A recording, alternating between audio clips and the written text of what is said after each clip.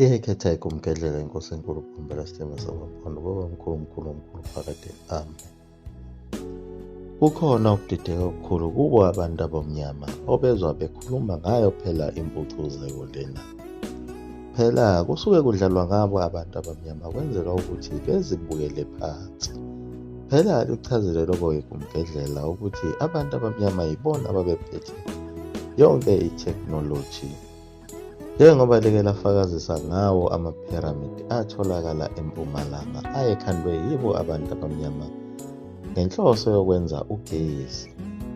Njengoba ikumkedlela liyake lachaza ngabantu bakaVilakazi okuyibona ababenethalente lokuphehla usawoti.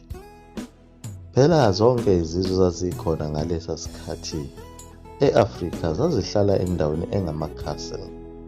Zenza imisebenzi yazo ngokwehlukahlukana. Zinamathalente njengoba like lakhuluma ikumkedlela ngaso isibongo sakwaSokhela ukuthi sona sasigxile kakhulu lapha ekokheleni umlilo. Uma ufuna ukukokhela umlilo wawuya khona kwaSokhela. Usawoti lona bese uthola kaVilakazi. Bewugaya bewenza zonke izinto lezi. Uthole uhlobo losawoti owufunayo. Kanye nawo amasongo egolide. Ngalesi sikhathi phela ikumkedlela lichaza ukuthi igolide wawungahambi uzujule kakhulu uye phansi. Lalitholakala igolide lenziwa isizwe samalala lesi phela kuthiwa ama-Kemet. Okuyiwona ayenza amasongo egolide okuhloba amakhosi asemandulo.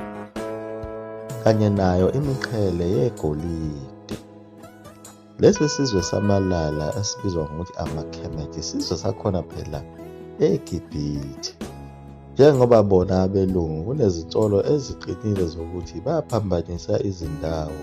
Sengathi iGibhithe iyona iMozambique ngoba ikhona emayini lesi sizwe samalala esasimba kuyo igolide.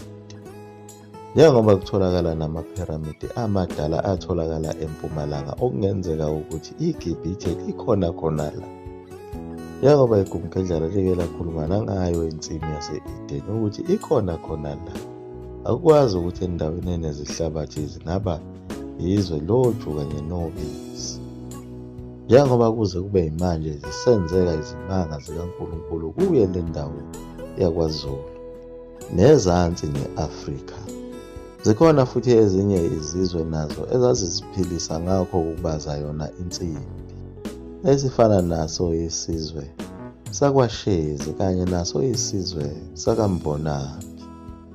Bese kuba isizwe sakhona kwaNzama. Lezi zizwe zazibaza phela yona insimbi. Zenza nemikhonto nayo yonke inhlobo yamathuluzi eyakusetshenziswa kuyo insimbi njengawo amageja. Kodwa lesi sizwe sakaMbonambi ngenxa yokuthi sasakhe eduze kwalo ulwandle lapho kwakudlula khona amaPutukezi. Sasihweba kanye nawo amaPutukezi. AmaPutukezi bethole kuso ithusi. Sona isizwe sakaMbonambi bese sinikeza wona amaPutukezi uhlobo lwensimbi. Njengoba amaPutukezi ayekade edayisela nayo inkosi uSekhukhune izibhamu.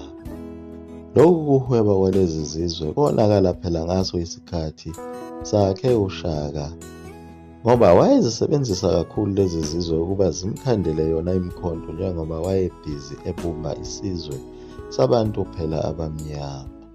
Naso isizwe sakaMbonambi sayikhanda imikhonto sihambisa konke namathuluzi kuyo inkosi uShaka. Futhi lesi sizwe sakaMbonambi sasitshala kakhulu sesize sabanawo ubhanana esasiwuhambisa futhi khona enkosini. Inkosi ithokoze kakhulu.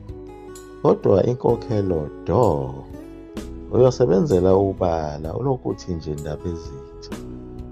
Kunalokho inkosi yayiye ifune okuningi kakhulu njengoba yagcina isifuna izinkomo kubo futhi abantu bakaMbonambi. Lapho yabona khona inkosi yakaMbonambi ukuthi sengathi sekudlalwa ngami kakhulu.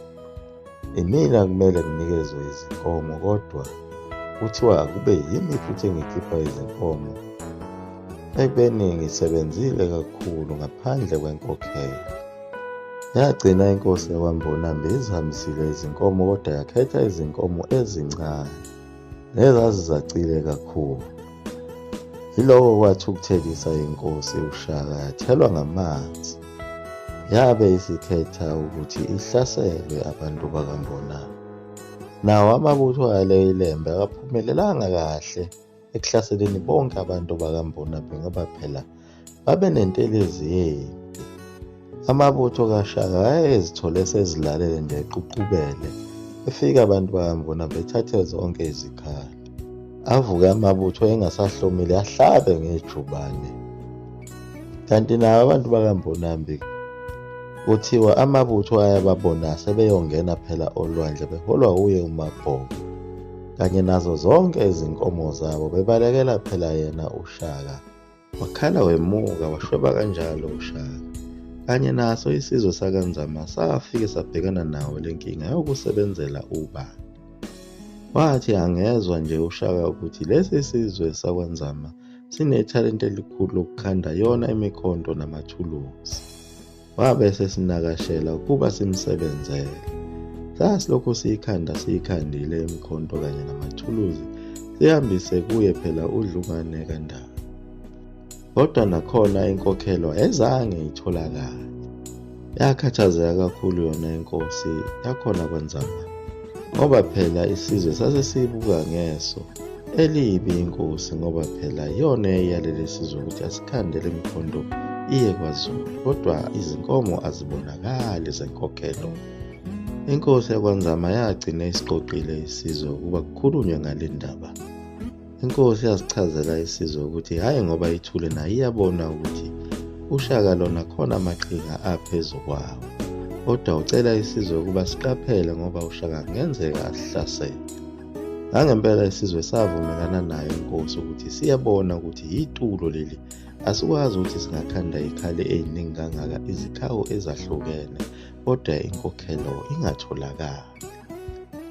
Isizwe sakwaNzama sonke savumelana ngo-elethu ukuthi asihlukaneni nobudlelwane bukaShaka, singaqhubeki nokufuna lezi nkomo ngoba uhlela itulo lokuthi ahlasele isizwe sakwaNzama. Kulesi sivumelwano sabakwaNzama kodwa kunendoda eyodwa eyashaya phansi ngonyawo yathi yona ngeke ivume ukuthi kusetshenzelwe amahala. Leyo ndoda phela kwakuwuye uGcugcwa. uGcugcwa wawumisa umhlangano wathi yena lezi nkomo ufuna zilandwe, uma kungenjalo uzozilandela ngokwakhe. Inkosi yamvumela yathi kodwa icela ukuthi isizwe angasifaki kule nkinga ngoba kuzobulawa abantu ngenxa yalezi nkomo ezifuna uGcugcwa. uGcugcwa wavumelana phela nayo inkosi ukuthi yena lezi nkomo uzozilandela yena ngokwakhe kube ngezakhe. Inkosi yabe isithi asizwe asingeni phakathi kwalento eyenziwa uGcugcwa. Kanti wayeqinisile ngempela umfowakaGcugcwa lona ngoba wahamba waya lapho kudla khona izinkomo zenkosi uShaka, wafike wazithatha izinkomo ezayisibalo semvumo yenkokhelo. Ngesikhathi eyothatha lezo zinkomo, inkosi yaqoqa abantu bayo ukuba basuke kule ndawo abehlala kuyo endaweni yaseNtolwane ngaseKranskop. Bebona phela ukuthi uShaka uzogasela kuyo le ndawo ezofuna izinkomo zakhe noma ezobafukuzisa ngokubakhandisa futhi eminye imikhonto. Bakhala bemuka kanjalo abantu bakwaNzama baze bayohlala endaweni yaseMvuti. uSotoba wayenethalente lokubala izinkomo, wakubona lokhu ukuthi izinkomo zikaShaka ziyanyamalala. Kwaze kwatholakala ukuthi kuye uGcugcwa lona uthathe izinkomo usezithumbele emahlathini. Amabutho uma emfuna wayecasha ngokugibela kuzo izihlahla lezi noma acashe emgedeni. Wajutshwa amabutho ukuba ahambe ecinga yena uGcugcwa kodwa engatholakali. Ekugcineni waze wabanjwa uGcugcwa, babuya naye ephila bamuyisa kuyona inkosi uShaka. Bathi uma behlangana naye uShaka wathi uShaka amabonabonane nendoda. Waphendula ngokuthi uGcugcwa ubona nje mina nawe khona bayokubona ngokuzayo. Bagorozelana naye uShaka wagcina ngokumbulala ukuthi ambophele phambi kwesibaya sazo izinkomo zase ziyakhishwa zamgijima phezu kwakhe zambulala. yaguqa lapha kumgedlela mzulu wamafutha omkhophathe. Amen.